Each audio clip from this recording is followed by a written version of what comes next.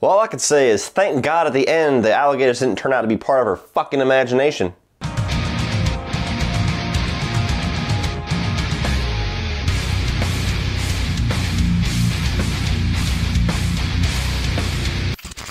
So Crawl tells the story of a father and daughter trapped in their house during a Category 5 hurricane. All the while, alligators decide to come and join the party. Well, here we have the latest film by director Alexander Aja. If you're not familiar with him, he did a couple of remakes. He did Piranha, which I actually really enjoyed, very tongue-in-cheek, goofy splatterfest of a horror film. The Hills Have Eyes, which a lot of people really love. I enjoyed it, not quite as high on it as everybody else, but definitely a bloody good time. Mirrors, pretty decent little supernatural thriller with Kiefer Sutherland, and a very divisive film in High Tension, which I've actually reviewed on this channel. So the guy's got some pretty good horror cred, haven't seen him in a while. He comes kind of quietly onto the scene with Crawl. They didn't screen this for critics, they barely even advertised it, just kind of stuck it out there. The horror crowd knew about it, everybody else didn't really know what the hell Crawl was.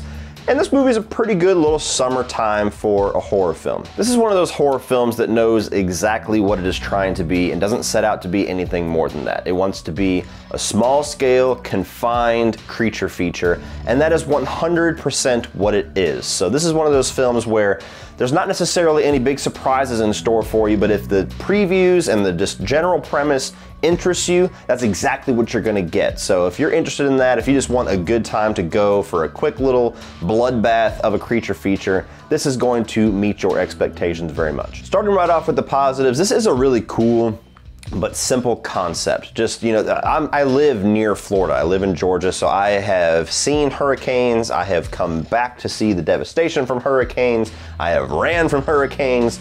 And in Florida, they get it 10 times worse than we do here in Georgia. So this is something that happens once a year, at least, where big ass rainstorms come through, people are forced to leave. What if you couldn't leave? And then you have the swamps and all of the creatures like alligators and spiders and all that stuff coming in with the weather. What would you do? It's a very grounded concept, and I like that. I like the fact that it's not trying to be, you know, overly supernatural. As much as I love Lake Placid, that's probably my favorite alligator movie.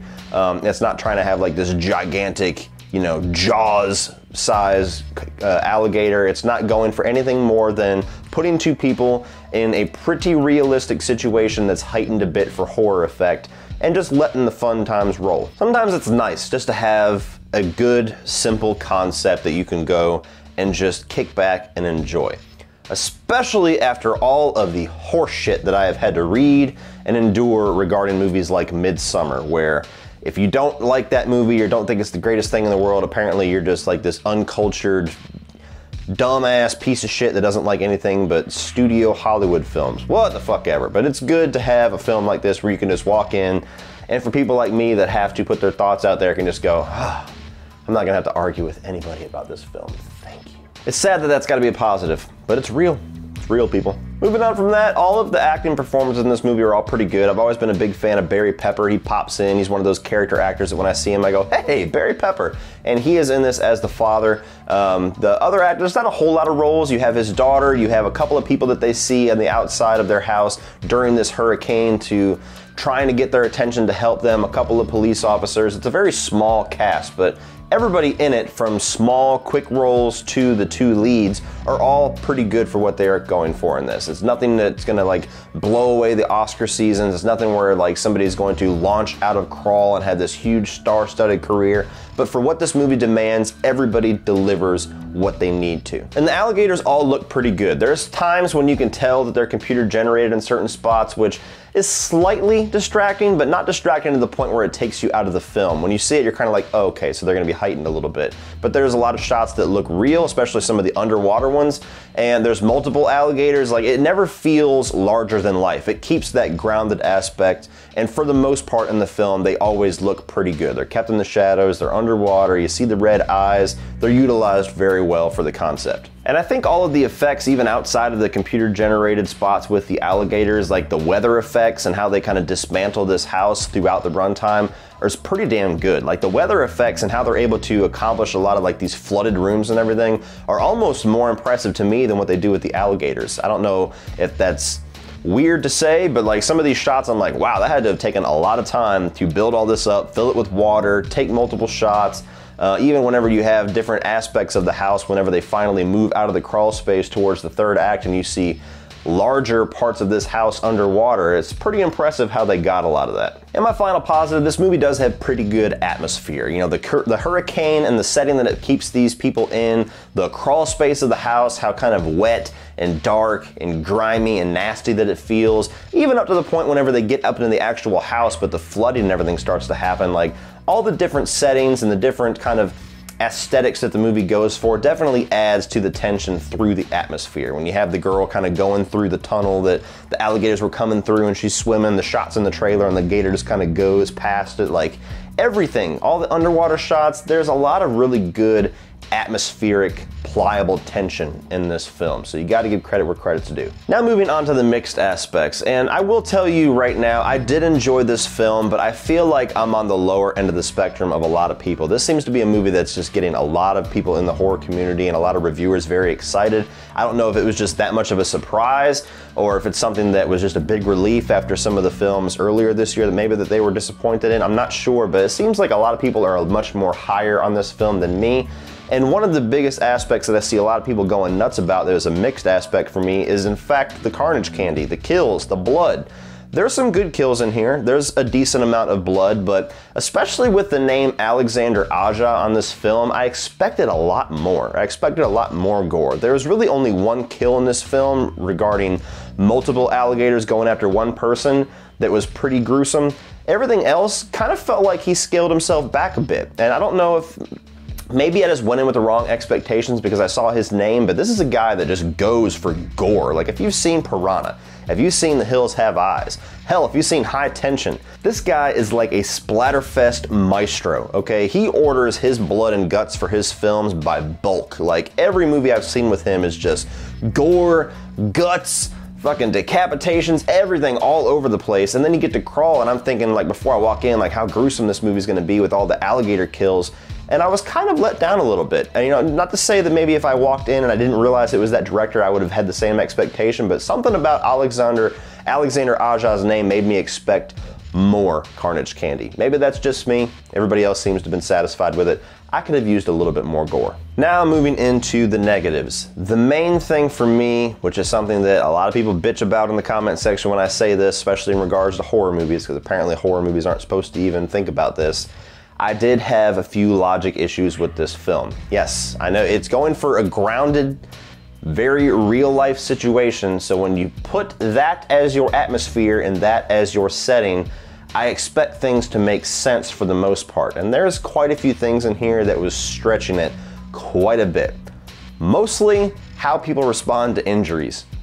Not gonna spoil anything, but like there's a scene where a person gets their arm ripped off and they just keep on trucking like nothing happened. There's people in this film that endure multiple injuries and they just keep moving on, and you know, their physicality of what they're able to do is just like, oh, that's complete bullshit. This person would be fucking dead. I understand that you need to kind of stretch believability a bit to make the script work, but when you go for such a grounded feel, that really stands out to me. A lot of people don't get bothered by it. Sometimes I just notice it and I can move on and have fun with it, which I did for the most part in this, but especially towards the end, that whole aspect of just making medical sense with like people just losing limbs and losing a lot of blood and broken limbs and stuff. I was like, okay, you're really, really, really reaching for it now. And the other thing, which is kind of a horror cliche, and it's a horror cliche that I don't like because it's really a weakness in script, a lot of really stupid decisions made by the characters in this film to keep the plot going.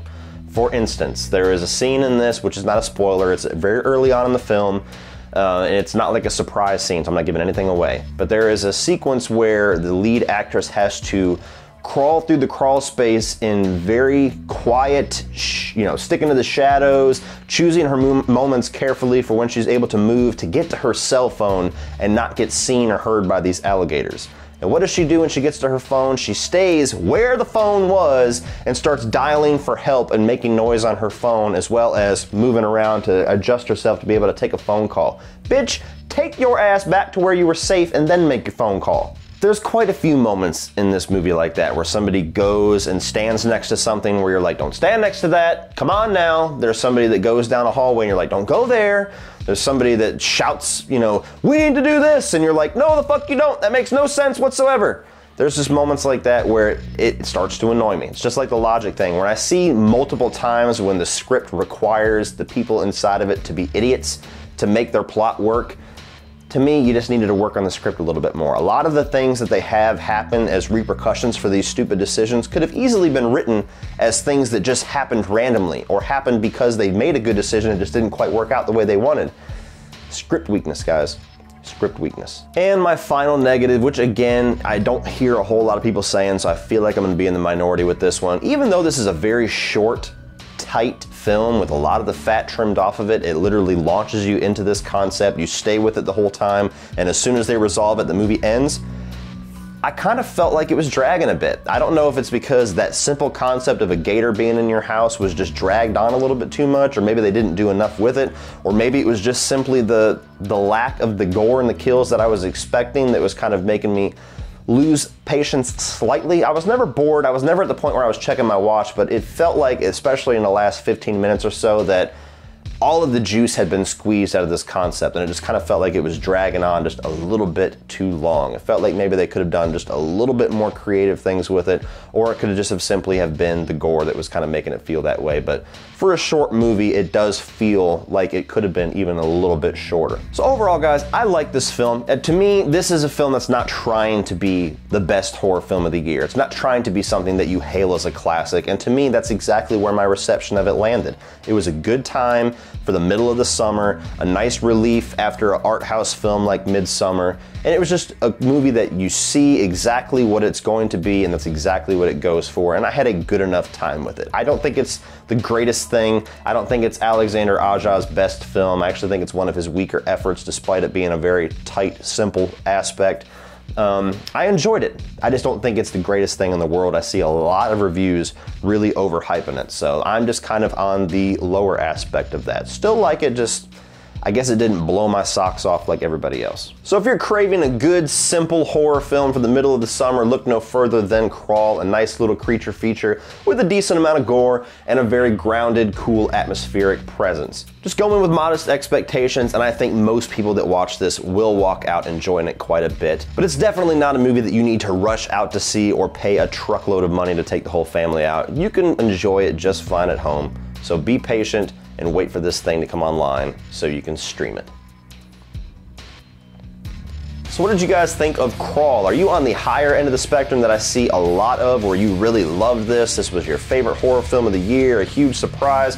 Or were you kind of like me, or even possibly lower than me, where you liked it, but just didn't blow your socks off for whatever reason? And give me some reasons down below why you're in either of those camps, and we will talk about it, guys. Please like and share this video. Hit that subscribe button if you're not already a subscriber. If you guys want to check out some social media links, first click just a little bit lower than this video into my Teespring store. It's a shelf down here. It's got all of my merchandise, including this brand new design for t-shirts and everything else, released in conjunction with Child's Play 2019. Designed by the great Woody Bowen. So check that out down below, guys. There's t-shirts, sweatshirts, there's pillows, socks, stickers, basically anything you can possibly think of to have a Cody Leach logo on. It's down there. We got a couple different Chucky designs. There's a lot of different very cool designs down there to check out, so please scroll down and click that Teespring store. You can check the video description below for Facebook, Instagram, Twitter. Spreadshirt, which is my other merchandise store, is probably going to be going away soon, but because Teespring seems to be working better for all of you guys. But if you want to check out that, there's also that option. And my Patreon page, which is a great way to give back to this channel, help this channel grow, and get cool exclusive content for your eyes only if you decide to become a patron. So check all that out, guys. And if you want to check out some more of my videos, you can check out a few more by clicking right over here.